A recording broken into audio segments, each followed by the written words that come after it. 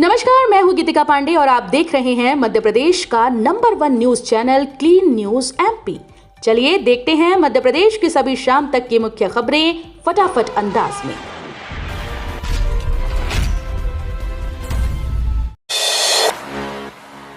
भोपाल में बनेगा एकीकृत प्रशासनिक कॉरिडोर, ओल्ड सेक्रेटेरिएट में शिफ्ट होंगे बड़े दफ्तर। भोपाल के कोहिविजा स्थित ओल्ड सेक्रेटेरिएट परिसर को अब नया प्रशासनिक कॉरिडोर बनाया जाएगा। यहां कलेक्टरेट, कमिश्नर और आईजी कार्यालय एक ही परिसर में संचालित होंगे। हाउसिंग बोर्ड ने नए कंपोजिट एडमिनिस्ट्रेटिव हब के निर्माण के लिए टेंडर प्रक्रिया शुरू कर दी। इसके साथ ही प्रोफेसर कॉलोनी में प्रस्तावित प्रशासनिक भवन की योजना खत्म हो गई है, जो पर्यावरणीय अड़चनों में फंसी थी। उज्जैन के मंदिरों में कर्मचारियों को मिलेगी विनम्रता की ट्रेनिंग, श्रद्धालुओं के व्यवहार पर फोकस। उज्जैन में सिंघस 2028 की तैयारियों के बीच मंदिर व्यवस्थाओं को और बेहतर बनाने की कवायद तेज हो गई।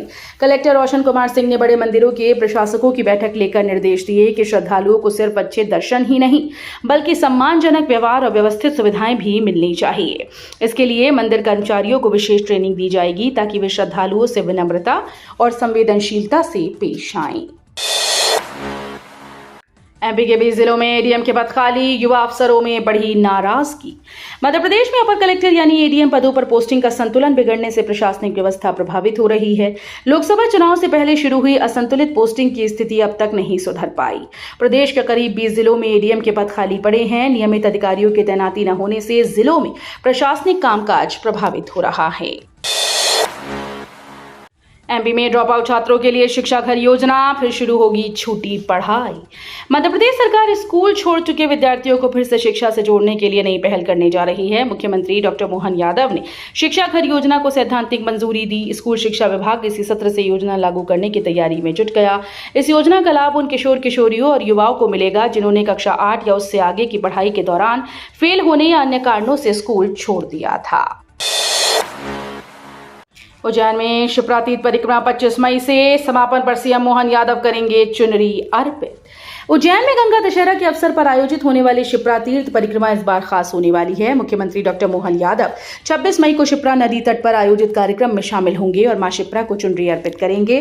भाजपा नगर की बैठक में तय किया गया कि परिक्रमा 25 मई सुबह 9 बजे रामघाट में मां शिप्रा और धर्म ध्वजा पूजन के साथ शुरू होगी। 2 दिन चलने वाली ये परिक्रमा 26 मई शाम 5 बजे गंगा दशहरा पर विशेष पूजन और चुनरी अर्पण के साथ संपन्न होगी।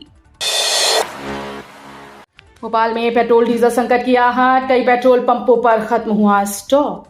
भोपाल समेत मध्य प्रदेश के कई इलाकों में पेट्रोल डीजल संकट की स्थिति बनती नजर आ रही है। कीमत में संभावित बढ़ोतरी और सीमित स्टॉक की आशंका के बीच तेल कंपनीज ने ईंधन बिक्री पर लिमिट तय कर दी। राजधानी के कटारे पेट्रोल पंप और रायसेन रोड स्थित प्रभात पेट्रोल पंप पर पेट्रोल डीजल का स्टॉक पूरी तरह से खत्म हो गया, जिसके चलते रात 10 बजे से पहले ही बिक्री बंद करनी पड़ी। स्वच्छ सर्वेक्षण में इंदौर, भोपाल, जबलपुर ने बढ़ाई प्रदेश की साख। स्वच्छ सर्वेक्षण में मध्य प्रदेश के बड़े शहरों ने प्रदेश की साख बचाने का काम किया है। इंदौर, भोपाल और जबलपुर ने लाखों नागरिकों को स्वच्छता अभियान से जोड़कर देश भर में प्रदेश को दूसरे स्थान पर पहुंचाया है। देश में दर्ज 87 लाख से ज्यादा नागरिक फीडबैक में मध्य प्रदेश के हिस्से 22.70 लाख फीडबैक आए हैं। हालांकि कई छोटे नगरीय निकायों में नागरिक सहभागिता बेहद कमजोर रही। सिंघस 2028 होगा हाईटेक, गूगल के एआई सिस्टम से ट्रैफिक और भीड़ प्रबंधन होगा स्मार्ट। मध्य प्रदेश सरकार सिंघस 2028 को हाईटेक और स्मार्ट आयोजन बनाने की तैयारी में जुट गई। गूगल क्लाउड इंडिया की मदद से मेले में एआई आधारित ट्रैफिक मैनेजमेंट, भीड़ नियंत्रण और इमरजेंसी सेवा प्रणाली लागू की जाएगी। मुख्यमंत्री डॉक्टर मोहन यादव ने मंत्रालय में गूगल क्लाउड इंडिया के अधिकारियों के साथ बैठक कर एआई आधारित सुशासन और तकनीकी सहयोग पर चर्चा की। नई तकनीक के जरिए श्रद्धालुओं की सुरक्षा, यातायात व्यवस्था और आपात सेवाओं को तेज और प्रभावी बनाया जाएगा। हलाली जल प्रदाय योजना से रायसेन, भोपाल के 61 गांव तक पहुंचेगा नल का पानी। जल जीवन मिशन के तहत 98 करोड़ 72 लाख रुपए की हलाली समूह जल प्रदाय योजना अंतिम चरण में पहुंच गई है। इस योजना से रायसेन और भोपाल जिले के 61 गांव में घर घर पेयजल पहुंचाने की तैयारी तेज हो गई। दीवानगंज, छोला समेत कई गांव की पाइपलाइन को मुख्य लाइन से जोड़कर सफल परीक्षण भी पूरा कर लिया गया। फिलहाल 35 गांव में पानी की सप्लाई शुरू हो चुकी है। एमपी में भीषण गर्मी का कहर, खजुराहो में पारा 47.4 डिग्री, 7 जिलों में रेड अलर्ट। मध्य प्रदेश इस समय भीषण गर्मी और लू की चपेट में है। खजुराहो में तापमान 47.4 डिग्री सेल्सियस दर्ज किया गया, जो प्रदेश में सबसे ज्यादा रहा। मौसम विभाग ने भिंड, दतिया, निवाड़ी, टीकमगढ़, छतरपुर, पन्ना, सतना में तीव्र लू का रेड अलर्ट जारी किया। वहीं भोपाल, ग्वालियर, सागर, रायसेन, रीवा और कई अन्य जिलों में ऑरेंज अलर्ट घोषित है। ग्वालियर, चंबल और बुंदेलखंड क्षेत्र सबसे ज्यादा प्रभावित है।